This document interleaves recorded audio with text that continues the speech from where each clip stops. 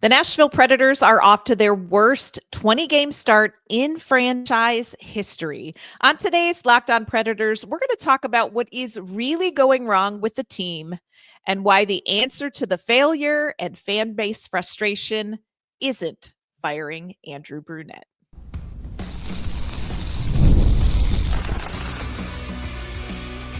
You're Locked On Predators, your daily podcast on the Nashville Predators, part of the Locked On Podcast Network, your team every day. Welcome to the Locked On Predators podcast. Thanks for making us your first listen of the day. We are, of course, a part of the Locked On Podcast Network, your team every day. Want to kick off this Friday. Yes, that's right. We survived it. Friday episode, welcoming any new listeners. And of course, giving that shout out to our Locked On Predators insiders and to our everydayers. I'm Ann Kimmel. I am a writer with Penalty Box Radio. My friends, I have a partner in crime. You do. I'm Emma Lingen, and I'm the Predators site editor and reporter for the Hockey News. Emma, we are 20 games into a season that started with some of the highest expectations we've seen in some time. We are now having a very different discussion 20 games in than we anticipated. On today's show, we're going to talk about what isn't working with this team. And we're going to have a frank and, look, we know, unpopular discussion about why the easy solution to fire Andrew Brunette may not be the right answer. Before we dive into all of that, want to let you know today's episode's brought to you by Game Time. Download the Game Time app, create an account, and use code LOCKEDONNHL for $20 off your first purchase. All right, Emma, of course, lots to talk about. Really bad game from the Predators. Game number 20, bad game in Seattle. This team, 6-11-3. To start this 20-game season. We got to identify what the problem is, but part of that is saying what is not the problem. I don't think the problem is a lack of talent. This is a talented roster. Yes, there's some aging veterans on this roster. Yes, there are some maybe unproven young players or underperforming players, but this is a roster that should not be 6-11-3 this season. Would you agree with that? Yeah, I think, you talk about the aging veterans. I mean, look at Pittsburgh. Like, that's a team that's old and they are playing like they're old. The Predators are not playing like they're old. They're just not playing up to the level that's expected of them, because I don't think, the reason that this slow start would be frustrating regardless, but the reason it's so frustrating is because the moves that Barry Trotz made this offseason, like, objectively, before the season started, I don't think anyone was really looking at these moves and saying like, shouldn't have done that. Right. That was not a good move, because on paper, it makes sense. On paper, this was a good offseason for the Predators, and something is not connecting. Something is not adding up. And, we talked about it too, that like, hey, this is going to require some patience. You got to let them find the catch up. You just got to give them a minute. But they've been looking for the ketchup for a while. I mean, we're lost in Trader Joe's, y'all. They're in the meat department looking for the ketchup right now. Like, it's not there. This is long past, I think, what you and I thought it would take. Yes. Think we anticipated the rest of the team, at least 20 games in, would be performing way better. I do want to ask you one other question, and this is a take that we've seen here and there. Is leadership in the locker room the problem? No. Thank you. I hate this take. Y'all. It's just not. I hate this take because I see it. It's one of those things that it's never a thing until you can tell people are just grasping at straws for like, oh, well, we can't put our finger on what the problem is, so let's blame this one thing that we don't see because we're not privy to what happens in the locker room, so that must be it. Mm-hmm. No, the leadership is not the problem. No, we do not need a different captain. No, there is not a giant conflict in the locker room between the veterans, old and new. So I get it. That's kind of like one of those, well, it must be this. I consider that low-hanging fruit. This must be what it is. Like you said, we can't see it, so this has to be the problem. I don't think it's leadership in the locker room either. There are some specific problems that we need to talk about. I think the obvious one is on ice execution. You have very few players playing well with any sort of consistency. This team is 31st in the league in total player points. They are 6th in the league in shots taken. But my friends, they are missing the net. They are not getting second and third chances. And thus, they have ended up last in the league in goals per game. So one of the problems, they're not scoring goals, but they're also committing costly mistakes. And you just look back at this Seattle game and you can see, they're struggling to exit the defensive zone cleanly. Just egregious defensive breakdowns. And that's not just a one game in Seattle whoopsie thing. There have been egregious defensive breakdowns. They've been spectators in some of these games. But I think there's a mental component to this, as well as an execution component to this. What are you seeing, or what do you feel like this team is struggling with kind of in that mental aspect of this game? Well, it's kind of a vicious cycle because, to play well, you need to be confident, but you don't get confidence unless you're playing well. And the proof that you're playing well is when, you score goals and you get rewarded for it. And we're not seeing that. And so, like I said, it's a very vicious cycle that they've now been caught in for 20 games. And it is hard to break out of. It's incredibly hard to break out of, because it's almost like, this might be oversimplifying it a little bit, but when we're talking about, we talked about it on the show before, and Andrew Brunette talked about it, frustration with this team. And when you're frustrated, the way Andrew Brunette said, like, it doesn't make you a good teammate, which I think is true. I just think, personally, if I'm frustrated about something, I get very impatient. I lose my patience very quickly. I lose my ability to focus, and I am not the best version of myself. And so I think that we're seeing that with everyone on this team individually, but it's kind of like all feeding into each other as a collective. And right now, when everyone is feeling this way, there is no one person that you can put it on to, like, all right, I'm just going to drag you out with one hand. Like, that's not how this works. It has to be everyone. And I'm not pretending to know how that's going to happen or how quickly that's going to happen, but it needs to be a collective buy-in from everyone. It does not just fall on one person.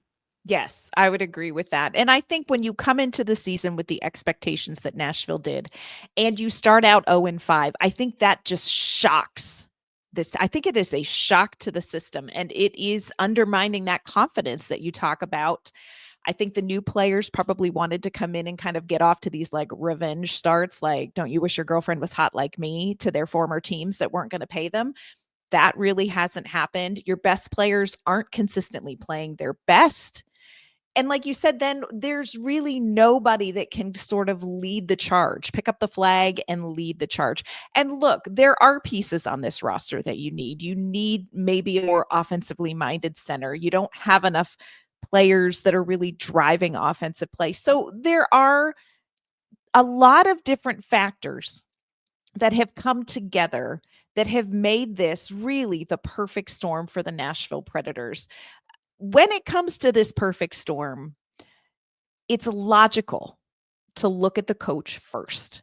Coming up, we're going to have an honest discussion about Andrew Brunette's coaching. We're going to talk about the things that we don't think he is doing well. We're also going to tell you why the answer of firing Andrew Brunette is not going to solve the problem. Today's episode brought to you by our friends at Game Time. If you are looking forward to seeing this Predators team play, or if you want to make some great fall memories with family and friends, you've got to check out all of the deals available at Game Time. Game Time is the fastest and easiest way to get tickets for your favorite sports, music, theater, and comedy. Game Time now has this great new feature. It's called Game Time Picks, and it's going to make getting tickets for your favorite events even easier. Game Time Picks filter filters out the fluff, and it's going to show you only incredible deals on great seats. So you're not going to waste time combing through thousands of ticket options. Right now, Game Time is having an exclusive zone deal for the NHL Winter Classic at Wrigley Field. Go to the Game Time app to purchase tickets, and you're going to get 10% off bleacher seating and 20 to 25% off on home plate area seats. Game Time comes with a low price guarantee, and they have the most flexible customer service policy in the ticketing industry. So take the guesswork out of buying tickets with Game Time. Download the Game Time app, create an account, and use code LOCKEDONNHL for $20 off your first purchase. Terms apply. Again, create an account and redeem code LOCKEDONNHL for $20 off. Download Game Time today. What time is it? Game time. All right, Emma, we're just going to wander into the weeds here. And I know this is not going to be a conversation that's going to go the way a lot of people think that it should, but hear us out on this. I don't think firing Andrew Brunette is the solution for the Nashville Predators. Do you think firing Andrew Brunette is the solution right now for the Nashville Predators? No, but more importantly, just to save everyone the energy, it's not going to happen. Whether it's the right solution or not, it's not happening. Yeah. So everyone just like, you're wasting your energy by being upset about this because it's not going to happen. It's not. And like I said before, you said it's easy to blame the coach. Mm-hmm. I will go a step further and I will say it is lazy. It's lazy. Mm-hmm. It's low-hanging fruit, like you said. Low-hanging fruit. And because you can't fire, when I just got through saying that the entire team is underperforming with the exception of UC Saros, you can't fire an entire team.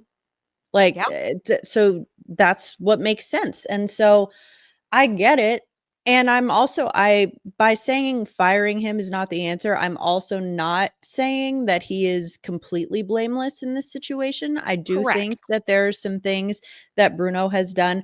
You look at Boston, and they just fired their head coach in Jim Montgomery. Yep. That situation there, and it's, apples and oranges.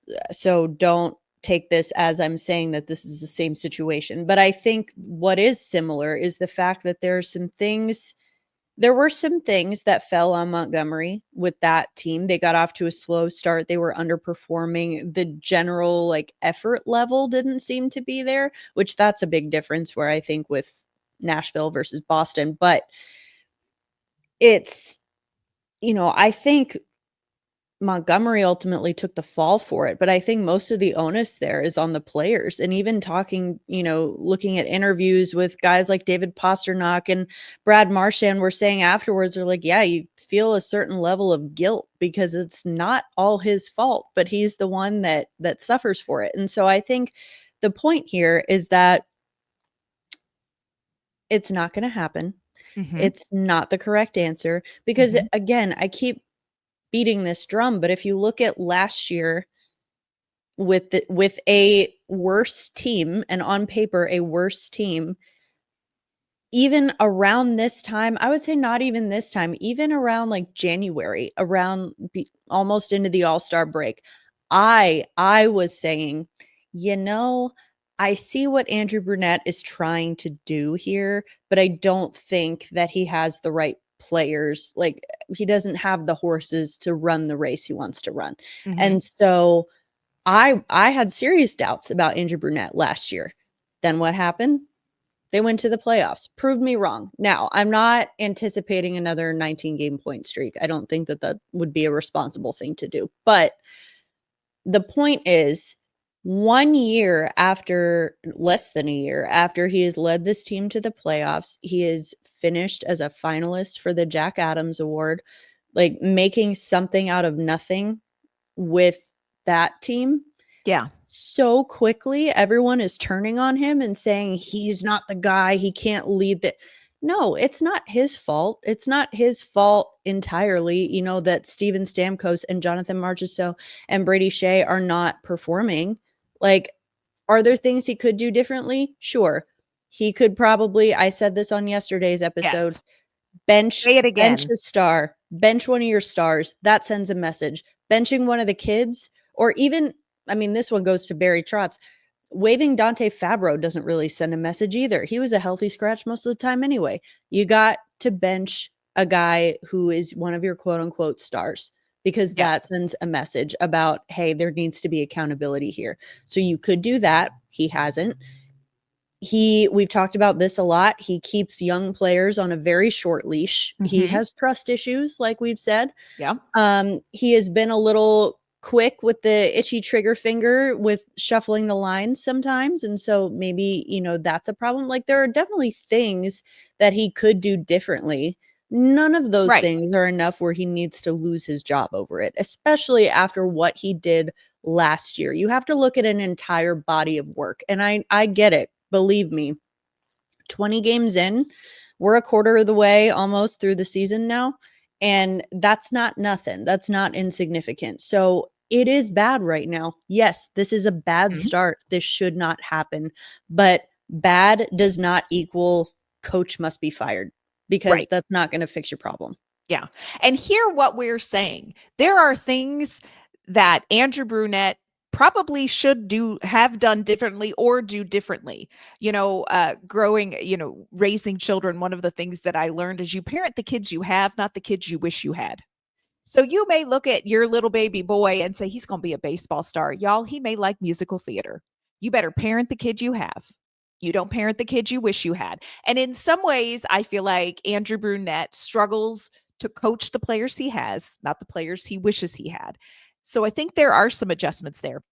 I think the early line changes. This is one of those things where hindsight is 2020. I get why Andrew Brunette early in those first couple of games switched up the lines pretty quickly in game to try to find a spark. I get that. I think hindsight tells us that set the team back.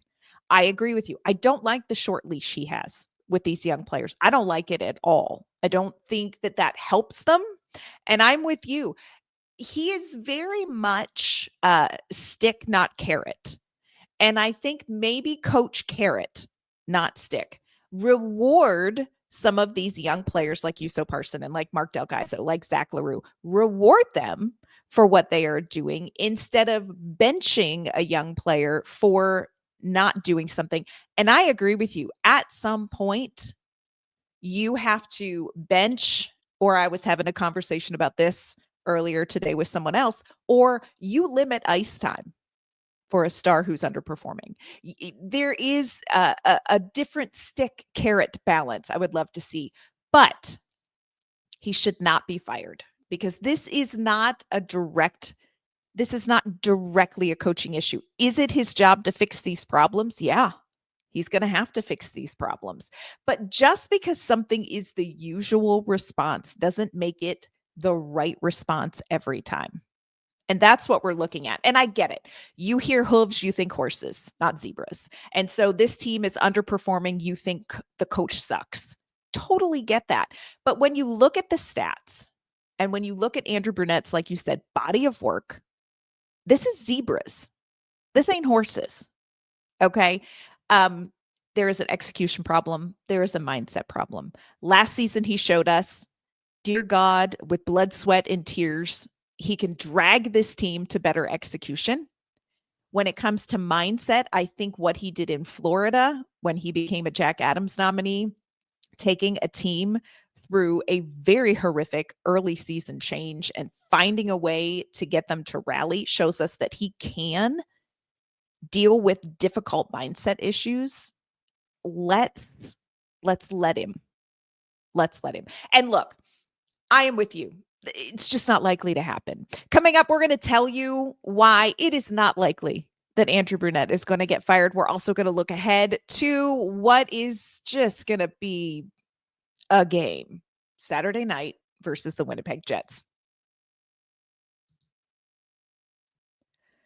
Today's episode is brought to you by FanDuel. Get ready to tackle the NFL action with FanDuel. It's America's #1 sportsbook. Right now, New customers can bet $5 and get $150 in bonus bets if you win. The FanDuel Sportsbook app gives you everything you need to place live bets on the NFL, and it's all in one place. So when you get a hunch in the middle of a game, you can check out the latest stats. You can view live play-by-play and so much more, and it's all going to be on the same page where you place your bets. Just visit FanDuel.com to join today. Again, you're going to get started with $150 in bonus bets if you win your first $5 bet. That's FanDuel.com. Never waste a hunch and make every moment more with FanDuel, an official sportsbook partner of the NFL. All right, Emma, people are calling for it. You have said it. I have said it. I don't see Andrew Brunette going anywhere. Why is Andrew Brunette not going to be fired? Well, again, you've said it, I've said it, but far more importantly, Barry Trotz has said it. So his team, him, if not us. yeah, like maybe, I don't know. And so again, I have said this before, I'll say it again. Andrew Brunette was handpicked by Barry Trotz while he already had a coach under contract in John Hines. He did not need to hire a new coach, and he was not going to unless it was the person that he really believed was the right person. Guy. Yes. He believes in loyalty big time, as did David Boyle. Mm-hmm. And so am I saying Andrew Brunette is gonna, die coaching the Nashville Predators? No, he may not be here forever, but what I'm saying is that he's not going anywhere this season. Because even if you look at this team's problems this season, when the issue is, the lack of connection and cohesion, you really think that a midseason coaching change is going to help that problem? If anything, it's going to make it worse. Right. I mean, at this point, if you even, and like, I know no one wants to hear it, but if you're looking at this team as a team that will not make the playoffs, why would you fire your coach when you, in theory, have nothing to play for? Mm-hmm. Plus, again, going back to what you said earlier about we need to give him the chance to fix it. Again, I was right there last year. I was like, I don't know, man. I really don't think, I think that he is coaching the players that he wants and not the ones that he has. And then lo and behold, he showed, like, they were kicking and screaming and throwing a tantrum, and he dragged them into the playoffs. And you know what? I think that alone has earned him a full season here to try and right the ship. I think it's only fair. And another thing that you and I have talked about before, it's another thing that no one wants to hear. We're going to be really popular after this episode. I'll sleep fine. Yeah, it's another thing no one wants to hear. This is not a do or die year for the Nashville Predators. This is not the team that Andrew Brunette was hired to take to the Stanley Cup. This is bonus, y'all. Everyone is looking at this as very black and white. And the reality is that nothing in life is ever this black and white. It's, they look at last year, they weren't supposed to make the playoffs, but they did. And wow, that's just house money. That's just a bonus.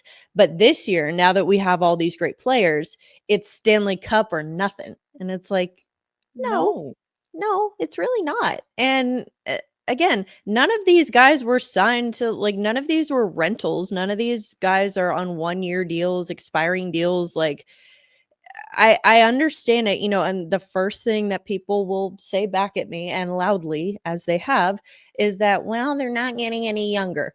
Okay, fair.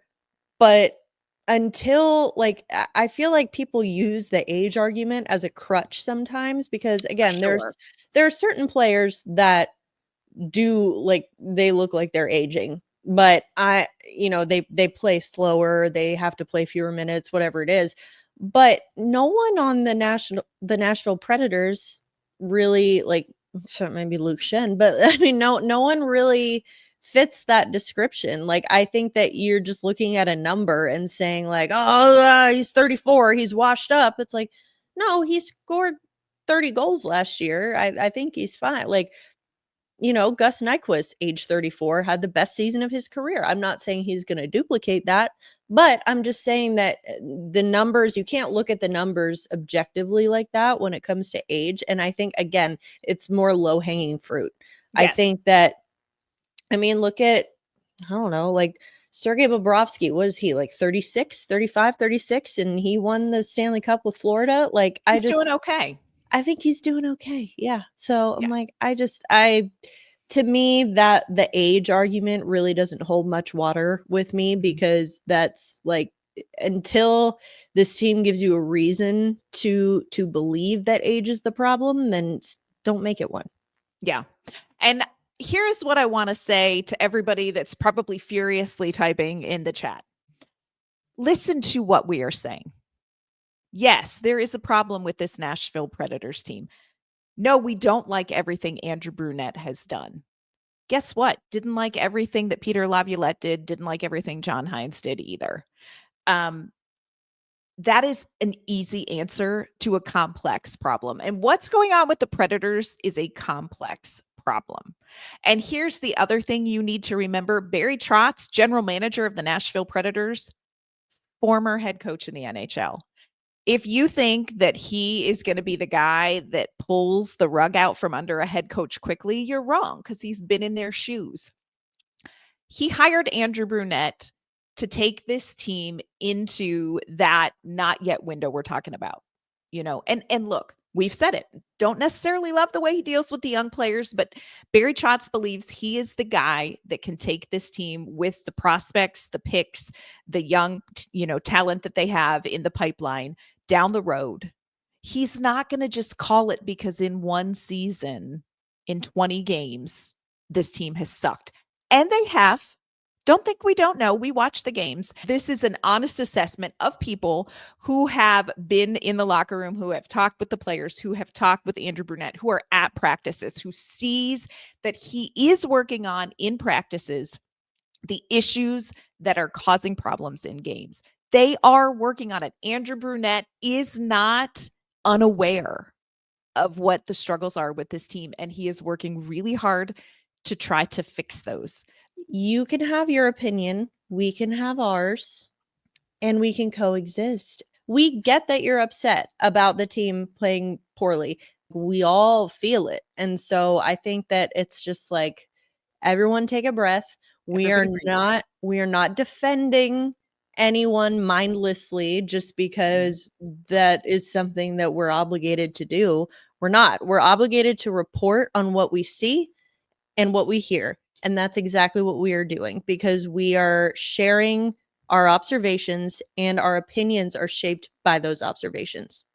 Nashville, not a lot of time to figure this out. What a game. It's going to be Saturday when they face the 16-3 what Winnipeg Jets, who have, just FYI, scored the most goals in the league so far, have the best power play in the league, second best goals per game behind Washington. 3 of their players are in the top 20 when it comes to points so far this season. And I don't know if you've heard of this guy, but there's a goalie named Connor Hellebuyck, my friends, who only allows 2.2 goals per game.